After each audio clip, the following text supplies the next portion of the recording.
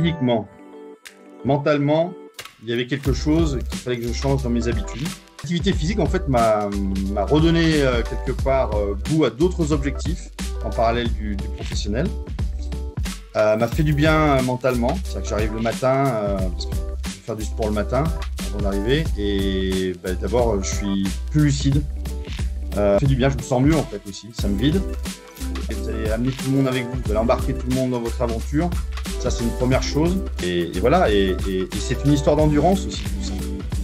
Bienvenue dans ce nouvel épisode de l'émission Santé d'entrepreneur, destinée à tous les chefs d'entreprise qui n'ont pas le temps de prendre soin d'eux. Vous y trouverez des interviews de dirigeants et des tips pour faire de votre santé une priorité et surtout un allié pour le développement de votre business, pour la croissance de votre entreprise. Avant d'accueillir un nouvel entrepreneur, aujourd'hui, je me présente. Je suis Bérénice, entrepreneuse et dirigeante de la société A2 Business Plus. Et j'accompagne les dirigeants à prendre soin de leur santé physique et mentale, tout en les aidant à développer leur business. Je m'adresse à vous, dirigeants de petites sociétés, entre 0 et 20 salariés, qui êtes seuls à gérer et à diriger. Pour vous, j'ai créé une méthode d'accompagnement terrain pour vous libérer de la charge mentale, alliant business et santé. Fort de mon vécu dans le monde de l'entreprise et du business, j'aspire au bien-être de ces entrepreneurs courageux qui ont osé créer ou reprendre leur entreprise, qui créent des emplois, qui portent de lourdes responsabilités sur leurs épaules chaque jour et pour qui on ne se soucie que trop peu de leur bien-être au travail. J'ai soif de partager avec vous des témoignages de dirigeants qui ont décidé de faire de leur santé une priorité et qui ont compris l'impact positif sur le développement de leur entreprise et par ricochet sur le bien-être de leurs collaborateurs. Je partagerai également des tips et des exercices pour améliorer votre santé au quotidien pour que vous soyez autonome pour prendre soin de vous. Parce que votre santé est le premier actif immatériel de votre entreprise. Faites en sorte que votre business soit au service de votre vitalité et de votre bien-être, et pas l'inverse.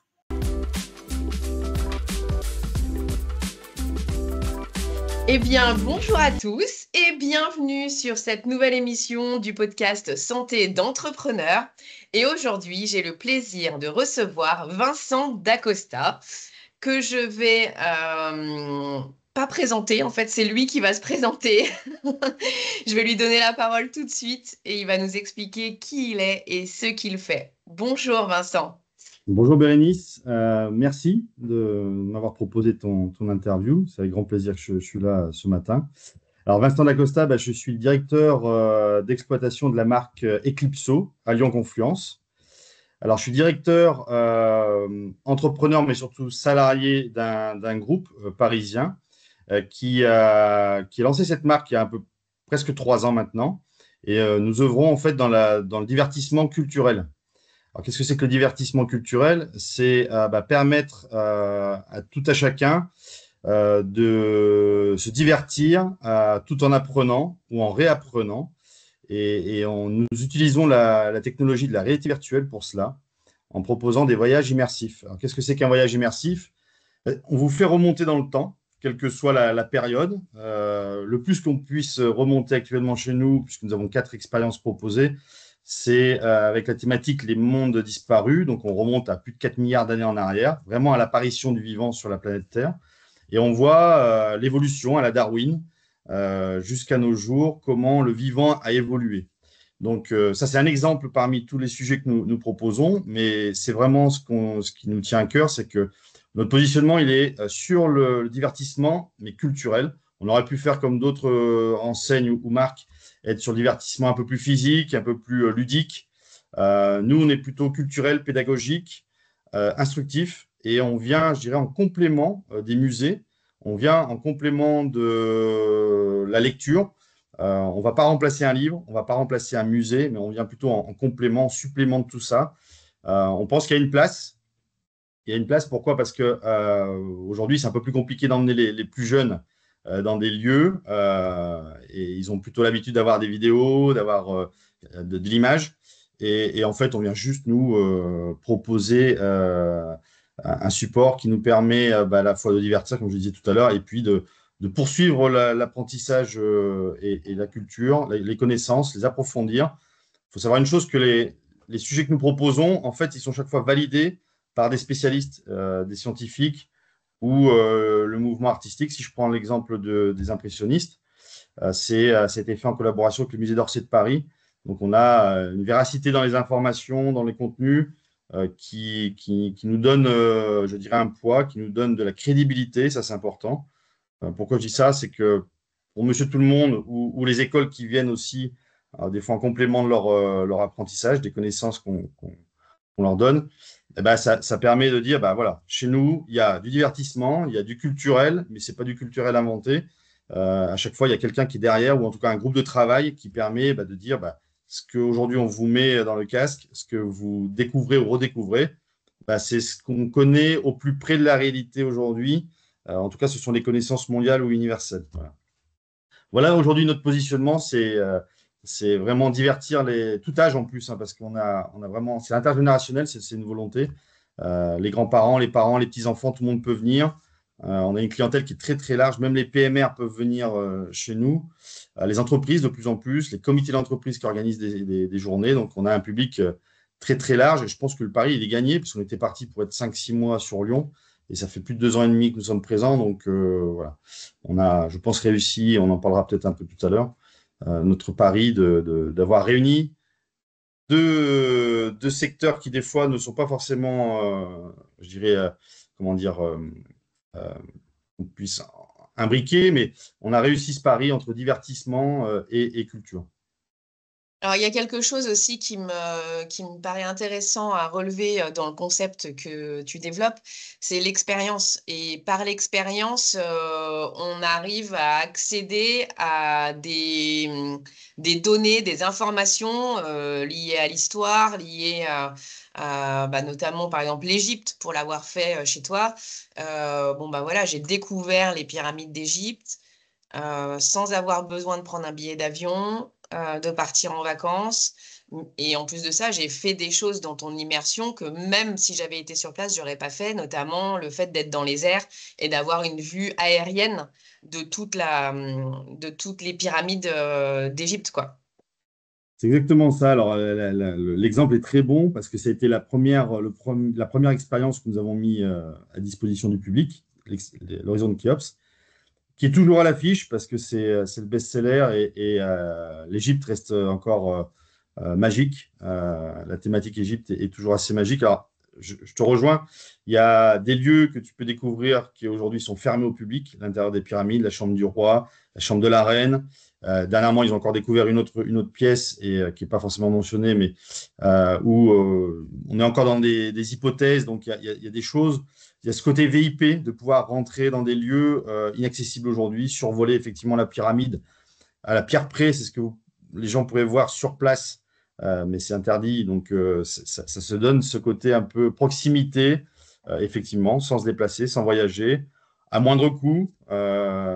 Et pour ceux qui ont été d'ailleurs sur place, beaucoup nous disent c'est génial parce qu'on a l'impression de s'y retrouver, de retrouver l'atmosphère, de pouvoir à nouveau voyager. Donc, ça, c'est aussi pour nous un pari gagné là-dessus. Et puis, encore une fois, là, on s'est associé quand même avec Peter Demmanuelian, qui est un des plus grands égyptologues au monde, qui fait partie de l'université d'Harvard, et qui, grâce à lui, nous avons pu ouvrir les portes de la pyramide et avoir accès à certains lieux de façon à ce que ça puisse être reconstitué. Donc, encore une fois, je trouve que c'est très intéressant pour tout le monde, ceux qui n'ont pas les moyens de se déplacer, ceux qui ont vécu déjà l'expérience sur place et qui revivent certaines émotions. Et c'est tout l'intérêt de ce que nous proposons. Oui, et puis avec la certitude que ce qu'on voit, c'est vrai, de par la manière dont vous avez conçu et construit vos visites virtuelles en termes de données. Parce qu'effectivement, sur Internet ou de manière générale, on peut trouver tout et son contraire. Là, vous nous assurez que l'histoire qu'on va voir, elle est vraie. Et ça apporte encore plus de crédit et de satisfaction quand on est visiteur. parce qu'on se dit que c'est pas forcément que du divertissement où on va passer un moment avec un casque sur la tête avec nos amis ou notre famille, mais vraiment on va se cultiver. Et personnellement, je n'aime pas les musées. Voilà, je trouve que le fait aussi de vivre avec une guide qui nous explique, avec une histoire où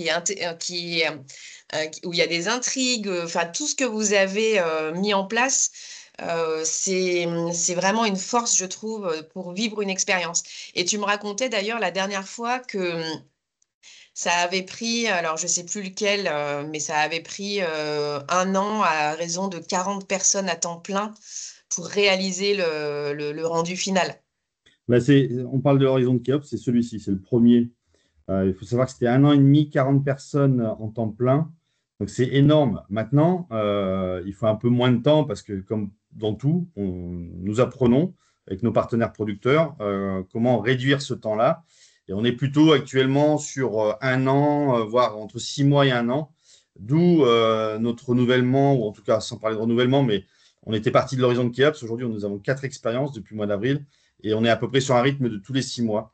Un peu comme un cinéma qui va diffuser plusieurs affiches. Donc, oui, au début, ça prend du temps parce qu'il faut se lancer dans un projet complètement dingue.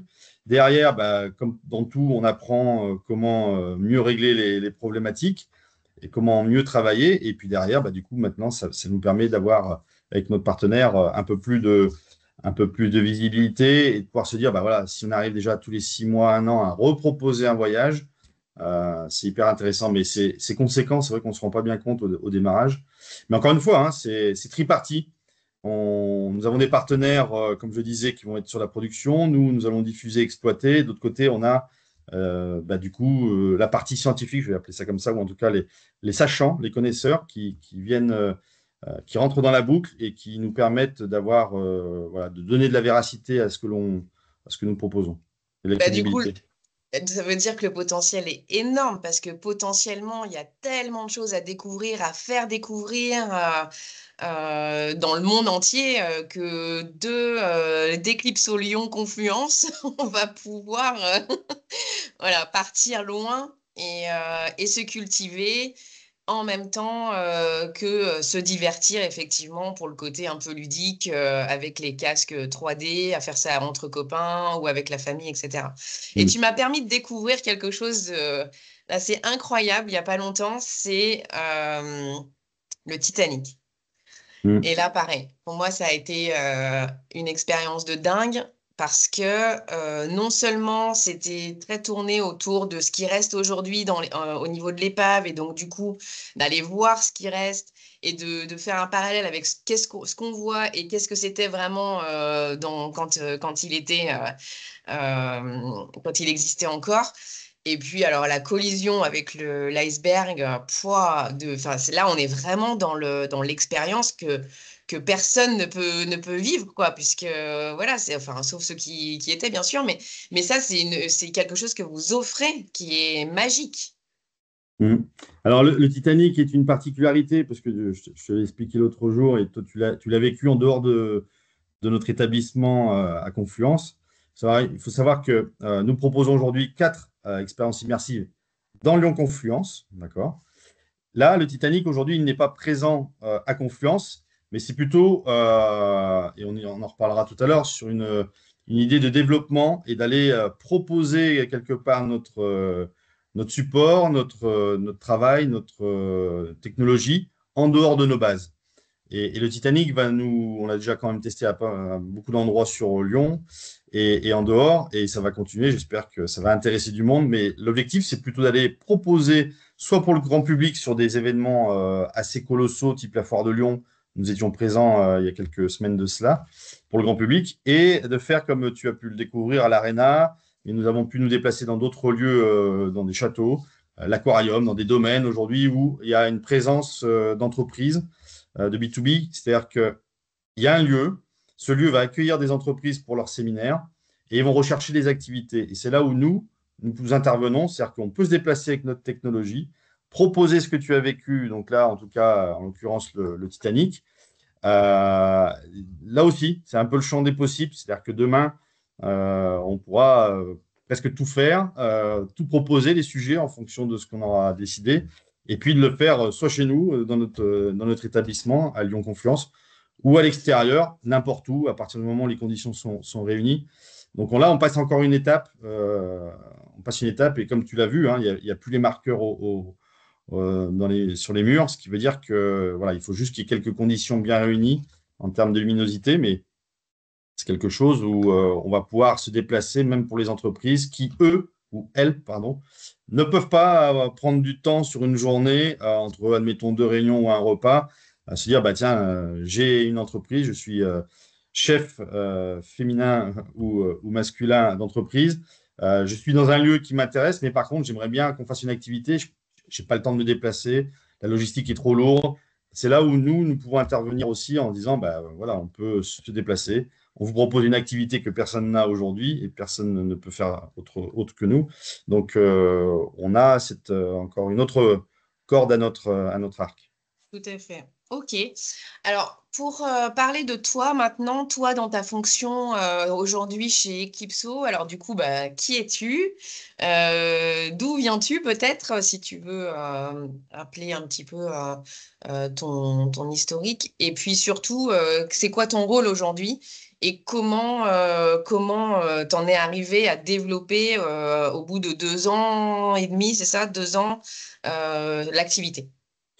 Alors, comme je me présentais tout à l'heure, donc Vincent Dacosta, moi je suis le directeur d'exploitation de cette marque pour Lyon, d'accord? C'est un groupe qui est parisien à la base. Comment j'en suis arrivé là? J'ai un parcours multiple, c'est-à-dire que j'ai une formation qui est plus liée au marketing et au management du sport professionnel initialement. J'ai travaillé dans différents clubs pro, dont l'OL il y a quelques années.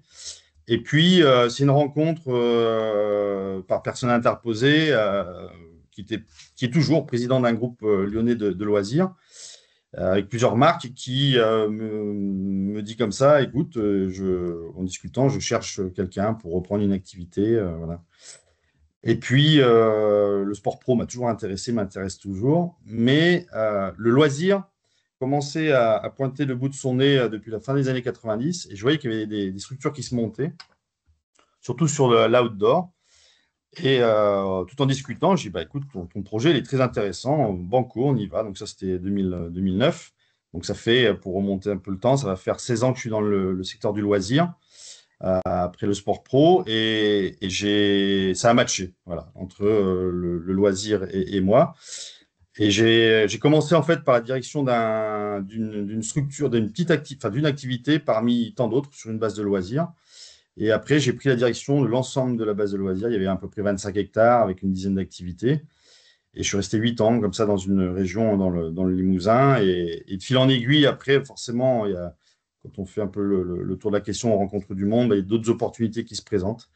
Donc, j'ai pris ensuite la direction d'un site dans le Grand Est. Pareil, toujours dans le loisir. Et puis, une mutation pour construire un site au pied du Groupama Stadium. Et de fil en aiguille, bon, encore une fois, on rencontre du monde et un jour, on me propose cette activité-là. Donc, j'avais fait le tour pour le groupe pour lequel je travaillais. J'avais envie de découvrir d'autres choses et je ne connaissais pas du tout le monde de la réalité virtuelle. Et en plus de ça, initialement, je ne suis pas forcément un adepte de mettre un casque sur la tête et puis de se tirer dessus parce que beaucoup de compétitions ou de jeux se font autour de ça. Ça ne m'intéressait pas trop. J'ai pris une claque quand j'ai testé. Et j'y suis allé avec mes enfants. Et à la fin, je n'ai rien dit. J'ai voulu laisser parler mes enfants et ils m'ont dit, papa, c'est quand le prochain? Et là, je me suis dit, moi, je viens de prendre une claque. Eux, ils sont en train de me dire, papa, c'est quand le prochain? Il y a quelque chose de génial, quoi. Parce que je voyais déjà, en fait, dans ma tête, je me dis, mais là, on parle de l'Égypte, parce que c'était le tout premier qui allait se lancer. Et j'ai dit, mais en fait, ça va être infini. Et c'est là où je me suis dit, il y a quelque chose de dingue. Et peut-être moi qui n'avais pas forcément l'habitude de ce genre de technologie, je me suis dit, là, il y a quelque chose. Moi, la partie culturelle m'intéresse, le divertissement avec, on a un positionnement qui est dingue. Et c'est parti comme ça. C'est parti comme ça. Donc, on est parti pour 5 mois au départ, parce qu'on ne savait pas si un public aurait répondu présent, voilà, pendant toute cette période. Chose faite. Et puis après, mon job, Bah, mon job, il a été d'accompagner finalement cette arrivée-là, cette nouvelle façon de consommer, on va dire ça comme ça, mais en tout cas d'utiliser la technologie au service de la culture, enfin voilà, un nouveau divertissement, on va dire ça comme ça. Et ensuite de se dire, bah, de par moi, mon parcours professionnel auparavant, où je travaillais avec le B2C, le B2B, bah, c'est à un moment donné, qu'est-ce que je fais pour que ce B2C, qui était notre première cible, bah, on puisse élargir et puis trouver de nouvelles opportunités, développer de nouveaux produits, parce que du coup, il y a effectivement la première expérience immersive, maintenant on en a quatre, tout dans la même salle, et en plus de ça, au départ, on n'avait que les casques, on avait les casques et les sacs à dos, maintenant tout est concentré dans les casques. Comment on fait aussi pour faire en sorte que les gens, parce que ça c'était très intéressant les premiers temps, je passais beaucoup de temps à la fin de l'expérience à écouter et échanger avec nos visiteurs. Et tout le monde disait, bah, il nous faut 10 minutes, un quart d'heure pour émerger. Et puis on se sent bien. Et en fait, je me suis dit, mais qu'est-ce qu'on peut faire pour qu'ils restent plus longtemps finalement? S'ils sont bien chez nous, il n'y a pas de raison qu'ils s'en aillent tout de suite. Donc, on a réfléchi sur une installation sur 70 mètres carrés d'une boutique avec des petits salons. Comme c'était l'Égypte, ben, on a retravaillé type toile berbère, tente berbère, et puis des palmiers, enfin vraiment pour recréer l'atmosphère qu'ils venaient de quitter. Et puis de fil en aiguille, on s'est aperçu que ben, les gens restaient, consommaient. Donc on s'est dit, tiens, s'ils consomment boissons ou gourmandises, ben, est-ce qu'ils ont envie de repartir avec un souvenir? Donc on a commencé à développer des produits dérivés également, à vendre tout ce qui était en rapport à l'expérience. Et puis, un lieu comme celui-ci, avant que nous déménagions, on avait 1500 mètres carrés au total. Donc, on avait de la place. Et je me suis dit, il y a forcément un lieu comme celui-ci, bah, comme tout le monde adhère. Pourquoi les entreprises n'adhéreraient pas à passer aussi un moment ici, à faire des sorties de fin d'année, à créer des journées de travail, ce qu'on a pu réaliser. Et on est monté jusqu'à des soirées, des fois, soirées dansantes. Donc, les personnes faisaient les activités. Et on faisait des cocktails dînatoires, on faisait des animations, on a fait des soirées dansantes avec DJ. Donc voilà, on s'est bien amusé. Parce que c'est ça l'objectif aussi, c'est que, et c'est ce qui m'intéresse dans ce job, c'est que c'est prenant, on ne compte pas, comme on dit, ni ses jours ni ses heures, mais l'objectif, il reste celui-ci, c'est de faire plaisir aux gens et quand ils repartent, ils en ont pris plein les yeux, ils ont la banane, ils ont passé un bon moment. Et moi, rien que ça, voilà, ça me satisfait. C'est le principal voilà, que les gens repartent heureux, ils aient passé un bon moment. Donc voilà mon job. Alors ça, c'est la partie visible, sympa de l'iceberg. Hein. Et puis après, bah, comme tout à chacun, comme tout entrepreneur ou dirigeant salarié, bah, c'est qu'il faut être le chef d'orchestre de tout ça. Et c'est pas simple parce qu'on est quand même sur une activité qui, même si on n'est pas ouvert tous les jours, on est ouvert du mercredi au dimanche. Bah, lundi, mardi, on peut avoir des demandes aussi de groupe, donc faut être présent. C'est de l'organisation de planning, c'est de la formation parce qu'on est sur du staffing qui est quand même jeune. Donc nous devons les former, les accompagner. Tu as combien de collaborateurs aujourd'hui? Là, on est à 10. Voilà. Nous sommes à 10. Okay. Alors, ça varie en fonction de la saisonnalité, parce que du coup, on arrive dans une période un peu calme, là, maintenant. Les gens vont plus être tournés vers l'extérieur avec le beau temps. Mais ça nous est arrivé de monter jusqu'à une vingtaine de personnes en plein hiver et d'accueillir à peu près, on va dire un peu plus de 1000 personnes. C'est encore bien au-delà, mais à peu près 1000 personnes sur des journées comme un samedi en plein hiver. Donc, après, il faut du staff. Il faut que ça tourne, voilà, avec tout ce que ça comporte, les aléas de recevoir des clients dans un ERP. Hein. Et puis, de toujours être à la recherche de nouveaux contrats, entre guillemets, c'est-à-dire faire venir des visiteurs familles. Il n'y a pas de souci. Après, c'est d'aller chercher des groupes, comme on disait tout à l'heure, des entreprises, parce que c'est aussi une partie de notre chiffre d'affaires aujourd'hui et qui est non négligeable. Alors, comment tu t'y prends justement d'un point de vue commercial? Alors, pour le B2C, si tu veux bien expliquer quel système vous avez mis en place, et puis pour le B2B, comment tu es organisé et quelles sont les actions que tu as menées pour le développement commercial d'Eclipso Lyon Confluence? Alors, le B2C, la meilleure des pubs, hein, ça a été le bouche à oreille.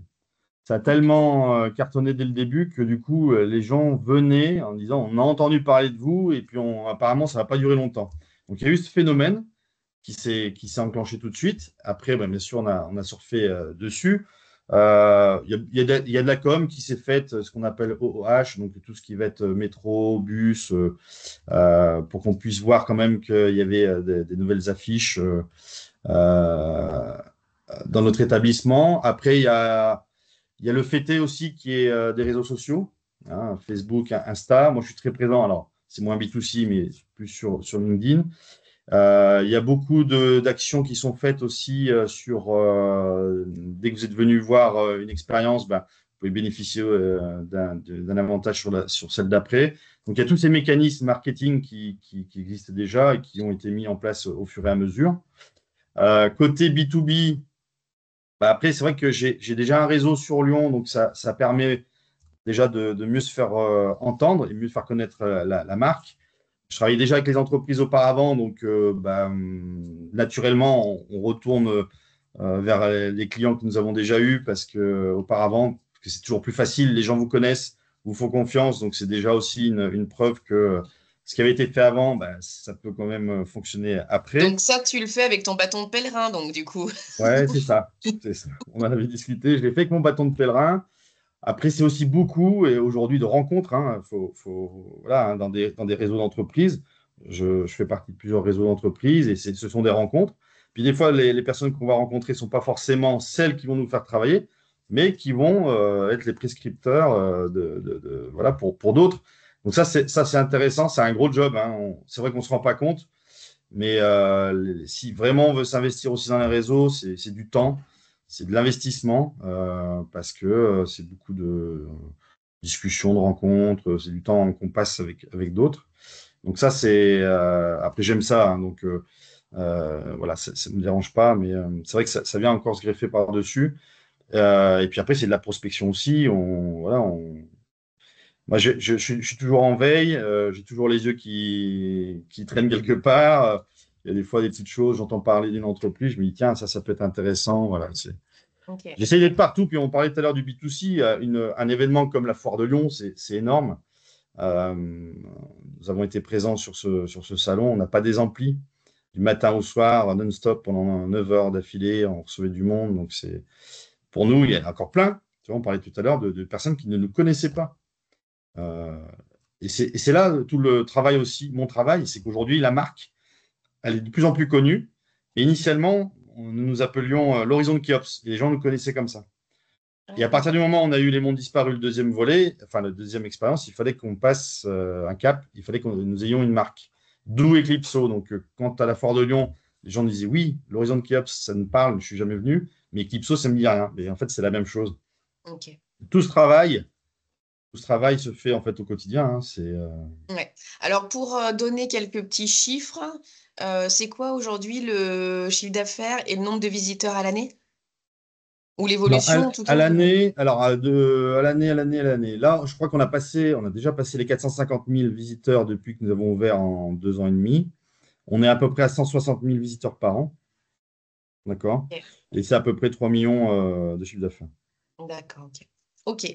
Bon, alors du coup, nous as globalement expliqué à quoi ressemblaient tes journées. Ça veut dire très tôt le matin, très tard le soir, limite non-stop, hein, parce qu'en fait, comme tu as les oreilles qui traînent partout, les yeux, même le week-end, quand tu peux être à l'affût par rapport au développement de ta boîte. Mais alors, il en est quoi de toi? Comment tu gères ton état de forme en tant que sportif en plus, vu que tu as Alors, travaillé dans le sport, voilà. Raconte-nous un petit peu effectivement, cette partie-là. j'ai été très sportif parce que j'étais allé à l'université, à la fac de sport, initialement, aller faire STAPS de Lyon. Après, je suis parti me former justement, comme on disait tout à l'heure, sur le marketing management du sport pro.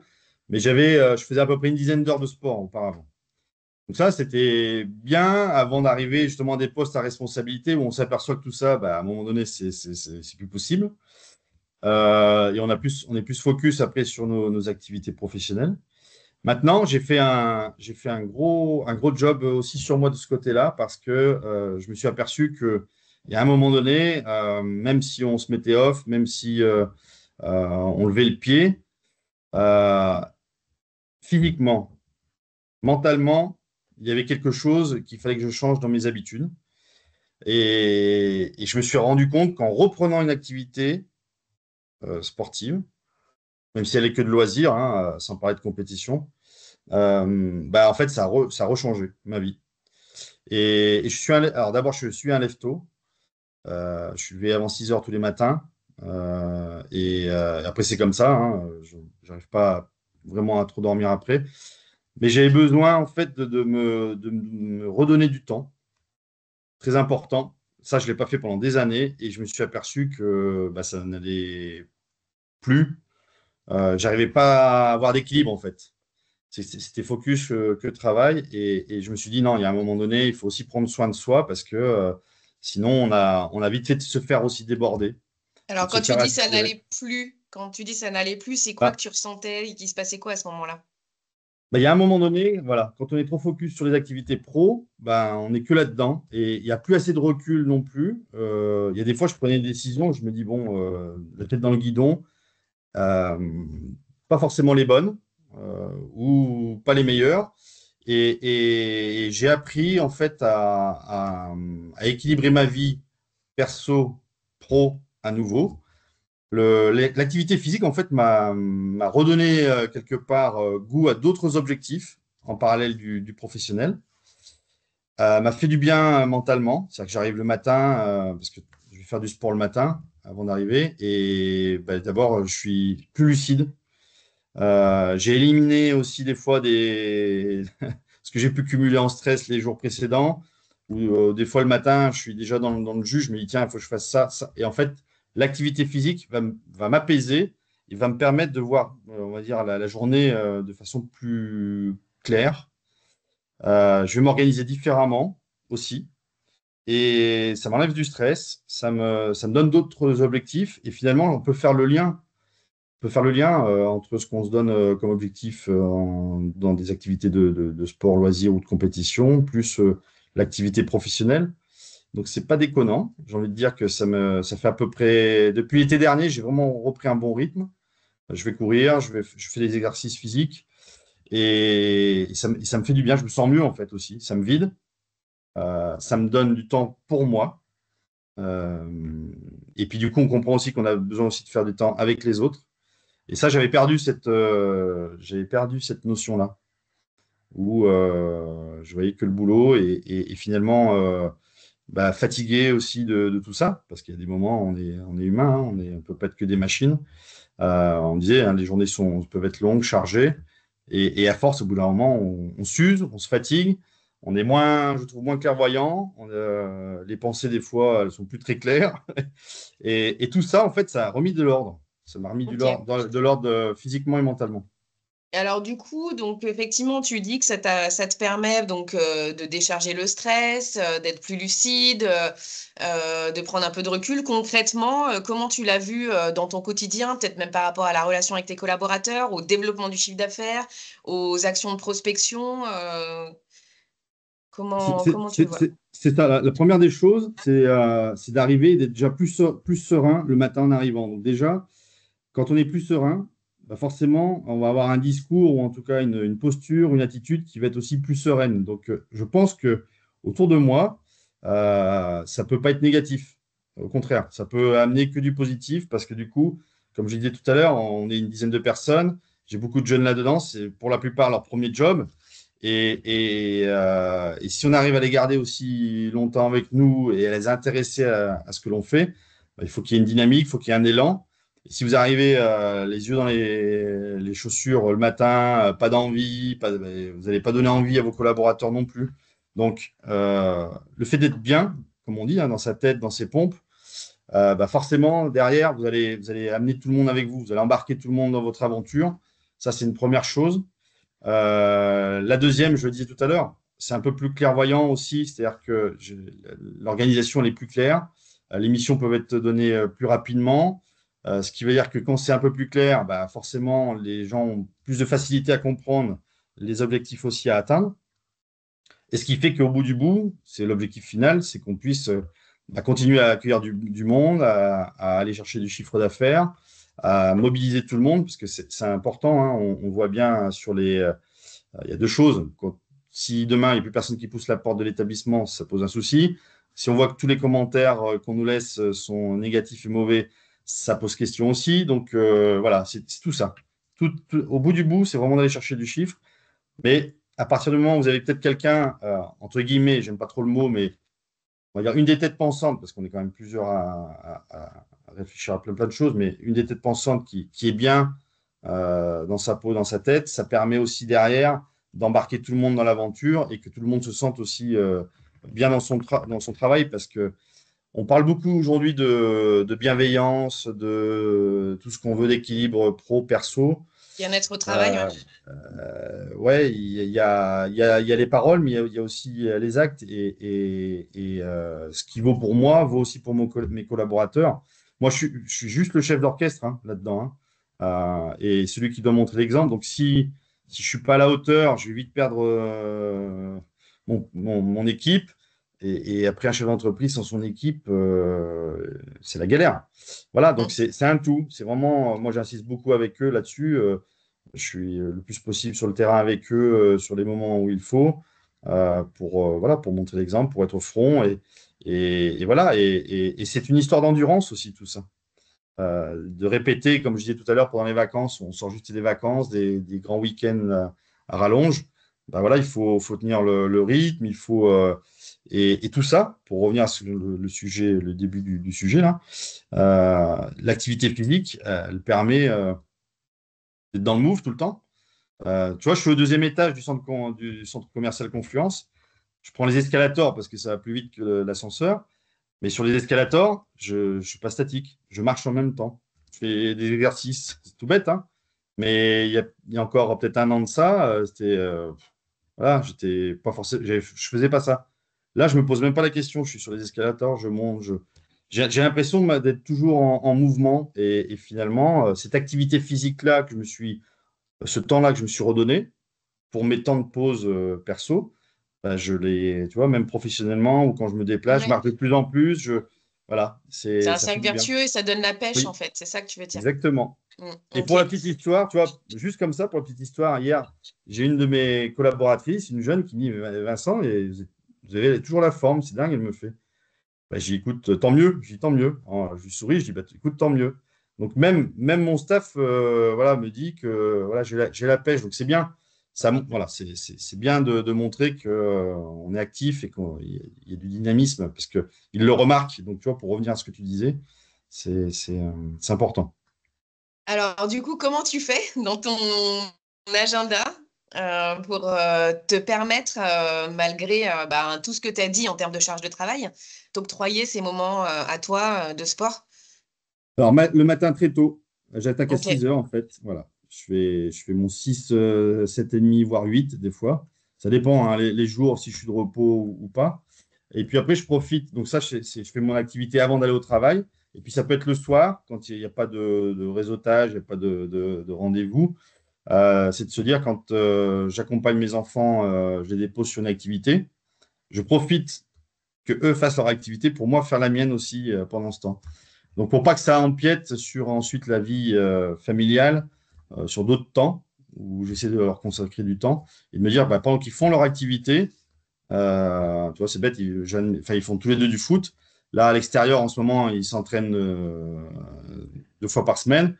Bah, je cours pendant ce temps-là. Ça ne m'empêche pas de les voir, puisque du coup, je tourne, c'est sur un parcours santé. Mais voilà, je profite de ces temps-là aussi pour les accompagner, regarder, et moi, faire mon sport en même temps. Ok. Plutôt le soir. Voilà, et la journée, je fais mon job comme n'importe quel Ouais. responsable. Ok. Il y a Voilà. d'autres Et puis choses, il y a d'autres choses en termes de santé que tu as mis en place, enfin, d'hygiène de vie ou... oui, oui. Alors, d'un point de vue alimentaire, Ouais. je fais ce qu'on appelle la chrononutrition le plus Ok. possible. Alors, ça consiste à manger normalement dans le sens où on ne saute pas les repas. Il n'y a aucun repas sauté. C'est juste le matin, on ne va pas forcément manger de sucre parce que du coup, les sucres rapides vont vite être dissous. Et on est plutôt sur quelque chose où je vais être sur du pain, du fromage, du beurre le matin. Hein, quelque chose qui soit assez consistant pour tenir jusqu'à midi. Midi plutôt sur viande, féculents. Et puis le soir, viande blanche, poisson ou légumes, avec légumes. Voilà. Et on peut s'accorder ce qu'on appelle un joker comme ça par semaine. Et c'est bien aussi de se l'accorder parce que de temps en temps, on déborde un peu sur d'autres choses. Mais voilà, c'est d'essayer d'avoir cette hygiène de vie alimentaire pour dire, bah, je fais attention parce qu'on pourrait faire du sport tous les jours, mais si alimentairement on ne fait pas attention, ça ne permet que d'éliminer une partie et pas de se sentir vraiment mieux. Là, moi, j'ai vu ça fait 5 ans que je fais ça et je vois la différence. Et dès que je sors un peu de ce cadre, je suis pas forcément bien. Euh, C'est-à-dire? bah, je vais être, tu vois, pour parler clairement, je vais être des fois ballonné, je vais avoir des choses où je digère mal parce que c'est plus mon alimentation classique, c'est pas ce que je me suis mis comme, euh, comme objectif ou comme direction. Et des fois, je suis du mal à digérer, je suis pas bien. Ouais. Je passe des fois une mauvaise nuit quand des fois c'est un peu trop lourd ou trop gras ce qu'on a mangé, et ainsi de suite. Donc, j'essaye voilà, de respecter au mieux tout ça. Après, je suis comme tout le monde, hein, quand on fait des repas voilà, en famille, entre amis, bah, forcément, tu consommes. Je suis un amateur de vin, donc j'aime bien aussi boire du vin à table, mais que pour les occasions et pas non plus en faire tu vois, une consommation la semaine.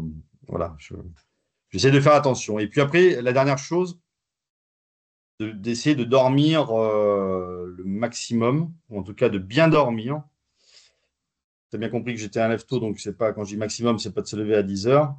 Ça, j'arrive pas, mais c'est de se dire que essayer de ne pas aller se coucher trop tard non plus, essayer de bien commencer son premier cycle de sommeil. Donc voilà, aussi ça, j'essaye autant que je puisse le faire. C'est un peu plus compliqué, comme on le disait tout à l'heure, quand tu as des réunions d'entreprise le soir, tu t'es invité à droite, à gauche. Bon, bah voilà, il y a des fois tu te couches tard, mais j'essaye de plus en plus d'avoir un rythme de sommeil. Je n'étais pas un grand dormeur, mais je me dis que ça fait partie aussi de tout ça, au minimum 7 heures, voilà, de se donner 7 heures de sommeil, plus côté alimentaire, de faire attention et puis de reprendre une activité physique. Donc voilà, je me suis appliqué je me suis donné ces 3 objectifs-là, de les respecter le plus possible. Ok. Et Alors, je me sens mieux. il y a des choses assez pointues hein, dont tu parles. Tu parles de la chrononutrition, tu parles du premier cycle du sommeil. Donc, ça, c'est des connaissances que tu as acquis au moment où tu étais dans le sport. Sachant que la chrononutrition, tu m'as dit que tu l'avais mis en place il y a 5 ans.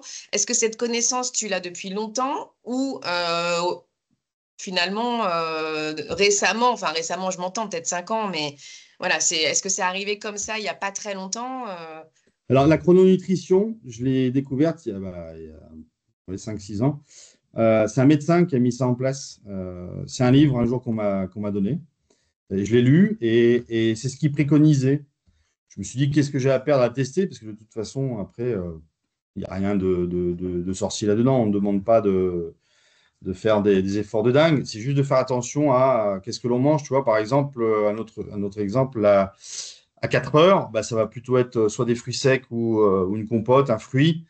Et c'est ce que tu n'auras pas mangé le midi, quoi, en complément de ton repas.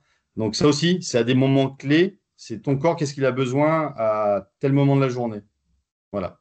Pour pas que tu sois en carence, parce que ça, si, j'entends des fois, bah, ça doit être un régime et tout, ou il faut faire un régime pour perdre du poids. En fait, le régime, il est aussi positif que négatif. C'est-à-dire que le jour où tu arrêtes ça, bing, tu remanges comme avant et tu reprends des fois davantage. Là, c'est juste, tu manges en fait ce dont tu as besoin à telle heure de la journée et tu n'en manges pas moins, pas plus. Ça va très bien. Et moi, je me sens beaucoup mieux comme ça, moins lourd à certains moments de la journée. Je digère mieux, j'ai les apports qu'il me faut. Et tu vois, l'autre jour, j'ai fait faire des analyses, parce qu'on toujours en faire de temps en temps, bah, par rapport à mon âge aujourd'hui, j'ai aucun problème. Alors, ça ne veut pas dire que ce que je fais, il n'y a que ça de vrai. Je dis juste qu'aujourd'hui, je suis en manque, j'ai pas de carence. Mm. Donc ça, c'est hyper important. Et même mon médecin me disait l'autre jour, bah, franchement, c'est bien. Euh, Au niveau du rythme cardiaque, au niveau de tous les examens que j'ai pu faire, il dit c'est nickel. Ouais. Donc tant mieux. C'est-à-dire que ça ne peut faire que me maintenir en bonne santé le plus longtemps possible et pas, voilà, c'est juste ça. C'est Mais plutôt d'ailleurs, positif. ça fait écho avec une conférence à laquelle j'ai assisté d'un nutritionniste dans le cadre de la CPME, la semaine de la santé du dirigeant, où il expliquait en fait l'impact des aliments sur la santé. Et bon, ce que tu viens d'expliquer avec la chrononutrition, c'est ce qui amène les gens à être en bonne santé par l'alimentation. Donc voilà, si on le prend comme ça, c'est tout bénéfique, quoi. Mm. Ok, donc ça, tu as réussi donc, à l'intégrer. Donc maintenant, c'est devenu une habitude. Oui, oui, oui. Puis après, faire ses menus en fonction de ça. Après, je dis, hein, tu peux faire un écart par semaine, c'est pas la catastrophe non plus, hein.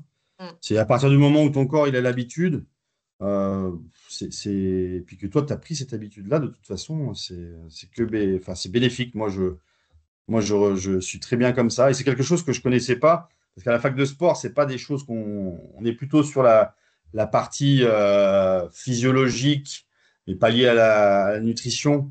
Ça, c'est plutôt après sur la filière un peu plus entraînement qu'ils étudient ça. Mais quand tu es au tronc commun pour choisir tes différentes voies ou être professeur de sport ou de PS, comme c'était dit avant, c'est pas quelque chose que tu vois les premières années. Les premières années, on est plutôt sur la partie musculaire, anatomie, Mm. comment, lorsque tu cours, qu'est-ce que ça développe à tel moment, sur de l'aérobie, l'anaérobie, tout ça. Donc, c'est pas quelque chose que l'on voit. Et c'est quelqu'un qui a commencé à faire cette chrononutrition, qui m'a dit, mais tiens, qui avait du surpoids et qui, en faisant comme ça, en a perdu naturellement, mais qui n'a pas eu de carence. Et là, je me suis dit, il y a quelque chose à creuser. Et je suis même surpris d'ailleurs que, pas sur des choses, des fois, où on entend parler de régime, de choses. Moi, je suis toujours un peu outré, mais faudrait tester. Mais les petits plats qu'on nous vend à la télévision, voilà, pas très chers, plébiscités par des vedettes et tout ça. Aujourd'hui, quand on connaît le monde de l'industrie de ce genre de nourriture, je doute qu'il y ait que des bonnes choses à l'intérieur. Mais peut-être qu'il y a des bonnes choses à l'intérieur. Mais en fait, c'est juste de se dire, bah, enfin, faut s'éduquer là-dessus pour manger le plus correctement possible avant d'aller se dire, bah, je vais acheter des plats que je vois à tout près et dont on vante les mérites à la télévision. Parce qu'en fait, tu peux manger pour le même prix, voire moins cher, si tu fais les choses simplement chez toi. Ouais. Donc voilà, et c'est dommage que la chrononutrition, il y a certainement d'autres méthodes, hein, mais pour moi, ça me semble simple à mettre en place. Et Mm. voilà. Alors, il y en a qui Efficace. l'appellent chrononutrition, il y en a peut-être d'autres qui n'utilisent pas ce terme, mais C'est qui, au ça, final, arrivent tout à à la même fait. organisation. Parce que, tu vois, quand tu me parles de féculents, protéines, légumes, enfin, bon, la petite collation à 4 heures avec des graines et une compote, et le matin, plutôt privilégier le salé et pas forcément le sucré pour éviter Mm. d'avoir la fringale à 11 heures ou la baisse de régime. Donc, du coup, ça paraît aussi cohérent avec d'autres termes d'hygiène Tout à alimentaire, fait, quoi. tout à fait. Ok. Mais écoute, merci pour toutes ces informations. On a bien balayé toi, ton activité, comment tu t'organises au quotidien dans ton développement commercial, dans ton développement de boîte, et ensuite l'importance de ta santé dans le développement de l'entreprise. Si tu avais un conseil à donner aux dirigeants qui nous écoutent. Bah, c'est de ne pas s'oublier, en fait. C'est de ne pas s'oublier et comment on dit, c'est ça, c'est prendre du temps pour soi parce que c'est vrai, c'est vraiment de retrouver un équilibre. Alors, j'ai souvent entendu ça et c'est vrai que je me disais, oui, bon, d'accord, ok, avoir un équilibre sympa, mais moi, je pense boulot, boulot. Et en fait, il en faut un. Il en faut un parce qu'il y a un moment donné, en tout cas, moi, je parle pour moi, là, ça m'a vraiment aidé à y voir plus clair, à être plus performant. Et il faut se prendre du temps pour soi, voilà. Même si c'est qu'une heure, même si des fois c'est qu'une demi-heure, il y en a qui font différemment. Moi, c'est vrai que je le fais deux, trois fois par semaine. Il y en a, ils font une demi-heure tous les jours, tous les matins, avec des exercices simples qu'ils font à domicile en plus, j'en connais. Et c'est après, c'est encore une fois, c'est à chacun son rythme parce que on n'a pas tous les mêmes vies professionnelles ni les vies perso. Donc, c'est faites ce que vous pouvez au moment opportun, mais prenez quand même du temps pour vous, parce que du coup, vous verrez que ça permet quand même d'éliminer des choses. Si c'est le soir, on peut éliminer tout ce qui s'est passé dans la journée, ou en tout cas une partie, et peut-être mieux dormir. Le matin, bah, du coup, ça active le corps, et du coup, bah, ça donne envie de taper dedans, comme on dit. Moi, l'autre jour, j'en discutais avec mon médecin, justement, après les examens. Et je lui dis, mais maintenant, quand je ne fais pas d'exercice, je suis en manque. Il me dit, je suis pas surpris. C'est que vous avez passé un palier où moi, je suis mal dans mes baskets quand j'ai pas fait au moins, tu vois, deux temps pour moi dans la semaine. Et j'y pense des fois la journée. Je suis, putain, faut absolument que je me trouve un temps. Donc, c'est ça, c'est prendre du temps pour soi, pour être bien et pour mener les choses à bien, autant qu'on puisse le faire pour son entreprise. Et puis après, ça se répercute en fait derrière sur plein d'autres choses. Mm. Si vous êtes bien voilà, dans vos baskets, derrière, ça peut être. Les probabilités que ça aille bien de partout sont quand même meilleures. On va dire ça comme ça. Après, chacun son rythme et voilà, ses responsabilités. On fait comme on peut. Mais il faut prendre du temps pour soi. Ok, bah écoute, merci infiniment Vincent pour ce témoignage très complet, très détaillé aussi. Merci de t'être livré sur des points de détail par rapport à ton activité et ton organisation personnelle. J'espère que ça servira. L'objectif, c'est que au moins un dirigeant puisse améliorer sa vie grâce à ton témoignage. C'est la Ok. seule chose que j'espère, à minima. Et puis, ben voilà. En tout cas, merci du temps que tu m'as consacré. Merci du temps que tu donnes pour les autres. Je te souhaite une belle journée et je te dis à très bientôt. Merci, bonne journée, belle semaine à toi. À bientôt. Au revoir, Vincent. Salut. Eh bien, j'espère que cette interview vous a plu. Alors, si vous aussi, vous avez envie de témoigner sur votre expérience de vie et expliquer à tous ces dirigeants quel lien vous faites entre votre santé et le développement de votre chiffre d'affaires, ou si vous aussi, vous avez envie d'être accompagné pour développer votre chiffre d'affaires, votre business, en prenant soin de votre santé physique et mentale, vous pouvez me contacter soit via les réseaux sociaux et essentiellement sur LinkedIn à Bérénice Volgringer. Ma société, c'est A2 Business Plus. Vous la retrouverez aussi sur Internet. Je vous souhaite une très belle fin de journée et je vous dis au prochain épisode. À bientôt!